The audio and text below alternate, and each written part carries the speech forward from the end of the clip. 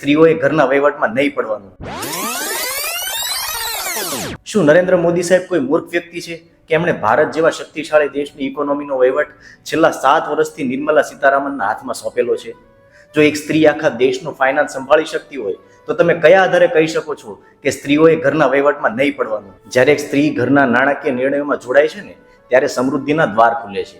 તે જાણે છે કે ક્યાં બિનજરૂરી ખર્ચ થઈ રહ્યો છે અને એને કેવી રીતે અટકાવવો. તે છે ને આવકમાંથી પહેલા બચત અને પછી જ ખર્ચ કરવાનો મક્કમ નિર્ણય પાડી શકે છે. અરે ઇતિહાસ સાક્ષી છે કે કોરોના જેવા કપરા કાળમાં જ્યારે આપણી બધાની આવક ઊભી રહી ગઈ હતી ને, ત્યારે ઘરમાં એ જ સ્ત્રીએ એના ડબ્બામાં કરેલી બચતથી આપણે બધાએ આપણું ગુજરાન ચલાવ્યું હતું ને આપણા પરિવારોને તૂટતા બચાવ્યા હતા. બાળકોનું ભણતર હોય કે ભવિષ્યના મોટા લક્ષ્યો, એ જ સ્ત્રીનું દૂરંદેશી પ્લાનિંગ હંમેશા એને સફળ બનાવે છે. મિત્રો, આપણે પુરુષોએ સમજવાની જરૂર છે કે બધો જ ભાર એકલા ઉપાડવાથી છે ને માત્ર સ્ટ્રેસ જ વધે છે.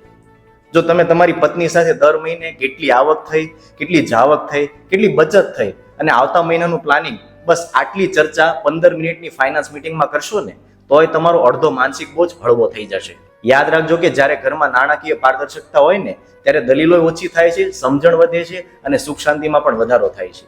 ઘરમાં છે ને સુખ માત્ર મોટી આવકથી નથી આવતું, પણ યોગ્ય આયોજન અને સહિયારી સમજણથી આવે છે. સાચી સમૃદ્ધિ એ જ છે કે જ્યાં લક્ષ્મીનો આદર થાય અને એના મંતવ્યોની કદર થાય.